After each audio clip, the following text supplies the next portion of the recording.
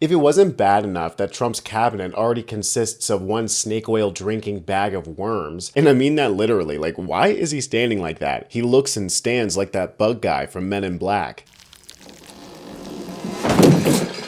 But there is another demon headed our way in the form of Dr. Oz, who's been tapped to head the Centers for Medicaid and Medicare, and will no doubt follow Trump's agenda of completely destroying it. But unfortunately for Dr. Oz, and fortunately for the rest of us, he has to go through a confirmation hearing where he's getting absolutely grilled by Democrats. I've got all those moments for you here, so if you're enjoying the video, make sure to like the video and double check that you're subscribed. It's pretty clear at this point that Trump has no intention of actually selecting anybody for these positions who's qualified or knows what they're doing, seeing as he's collected a very special crop of morons, idiots, and con men. And really it's all for one reason. When the time comes for Trump to call in that loyalty to make them do something illegal or ignore something illegal, Trump expects them to kiss the ring. That's the whole reason why they're in that position. It's what Pence refused to do during the first term, and he's never lived that down. Here's Senator Maggie Hassan asking Dr. Oz point blank straight to his face whether or not he'd do something illegal if Trump asked him to. Provide better sources. So will you make sure that there are no cuts in the Republican budget plan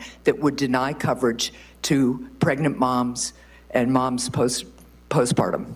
Senator Hassan, I have to be more knowledgeable about what's happening within CMS. I don't have any idea where the money is currently Let me be really clear. The Medicaid cuts are draconian. Disappointing, but not unexpected. Trump has already asked his lackeys to commit a whole myriad of crimes, and we're not even 2 months into his presidency yet. As the head of the Centers for Medicaid and Medicare, Dr. Oz has the ability to straight up deny people healthcare. Healthcare that they may be entitled to by law, but Trump and Musk say is fraudulent or abusive. When the time comes to pull the plug on the millions of kids on Medicaid, who is Dr. Oz going to listen to? Congress, the judiciary, and the law? Or Mr. Diaper Rash Donald Trump? I swear talking to these people is like trying to give Patrick his wallet back. Then take it.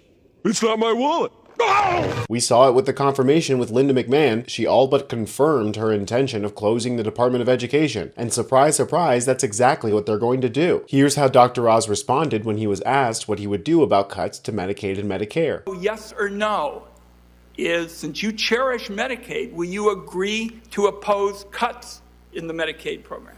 I cherish Medicaid, and I've worked within the Medicaid environment quite extensively, as I highlighted, practicing at Columbia University. That's not the question, Doctor. The question is, will you oppose cuts to this program you say you cherish? Time's short.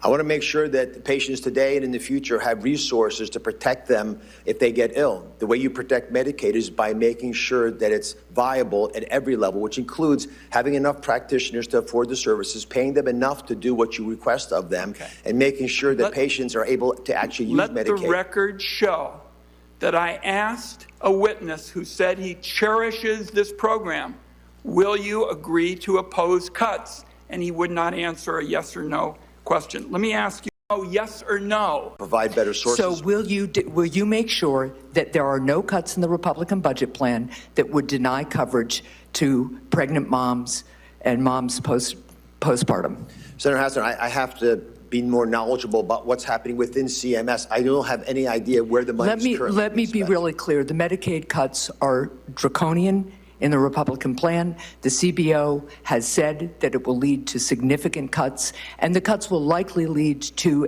10 states losing their Medicaid expansion coverage. So let's move. Because we all know that Dr. Oz is as far from being a real doctor as he is from being a real television star. He's a quack who's been selling snake oil on TV since I was in diapers. He's a man of little knowledge and even less integrity.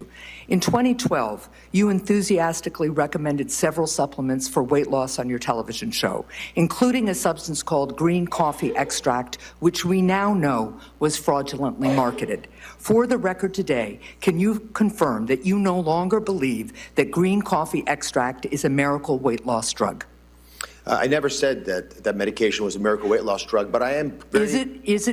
Can you confirm that this was fraudulently marketed and green coffee extract is not a miracle weight loss drug? Yes or no? Yes. Okay, so let's go on to, you promoted a supplement called raspberry ketones, claiming that it is, quote, a #1 miracle in a bottle to burn your fat. That's your quote. Will you confirm for the record today that you no longer believe raspberry ketones to be a, quote, miracle in a bottle? There are many things I said on the show I take great pride in the research we did at the time to identify which of these worked and which ones didn't. Many of them are still being researched, like the green coffee bean extract you just mentioned. So how much were you paid to promote these supplements? The television show was distributed by Sony Corporation. How much were you paid to promote the supplements? I was paid nothing to promote the supplements. But you promoted them on your show, and there was something called a Dr. Oz effect. You would mention them and the sales would go way up. that was written about by the press. That was not something that I would talk about on the show. I will just go on the record that you have been nominated to run the largest health programs, the set of largest health programs in the United States of America. And it seems to me you are still unwilling to take accountability for your promotion of unproven snake oil remedies to millions of your viewers, and that's really concerning. Thank you, Mr. Chair. Oh yeah, people just used to write about the effect of me hawking snake oil on my show. It wasn't something I actively promoted, as if he wasn't paid to advertise that stuff on his show and he didn't know the ad rates. People are currently dying of measles, a disease that we have a very effective vaccine for and we all but eradicated. It seems like we're currently in the midst of being pushed into another pandemic, but this one is going to be entirely avoidable and self-inflicted. Do you believe the measles vaccine is the most effective way to protect against infection? It is, but if I could mention, as we discussed last night, and I think it's important to remember, CMS really should not be opining its own opinion or sharing its own thoughts on vaccines. Our job is to follow the rules. So if the CDC is making decisions about the use of a vaccine, and that's what's agreed on by the experts there, my job, if it confirms, is to make sure we pay for those vaccines, seniors and for children. Now, my colleagues and I have written twice to the Secretary of Health and Human Services to do more to address measles. There's not been a response. The same question asked of you today, if confirmed, would you respond to letters from members of this committee?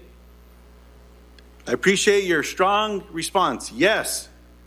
It might surprise the American people that Senator Kennedy or Secretary Kennedy said the same thing. So, Mr. Secretary, if you're watching today, respond to the damn letter. People are dying. If Robert F. Kennedy lied in his confirmation and said he was going to respond to letters, what the hell is going to stop Dr. Oz from lying and doing the same thing? They don't care that people are dying, they want people to die. As long as it's the poor people in El Paso, Texas, and not the rich people in Dallas. Folks, I can't believe I'm saying this unironically, but if these hacks are really going to be leading our national health services, then I strongly urge you to do your own research before you follow any of their advice. I'm Tony Hinderman with Really American, and I'll catch you next time. The male organ, which is one of the reasons this came up yesterday in our conversation with your spouses, by the way, issues of intimacy. But it also, because it's for the male, it's the dipstick of health.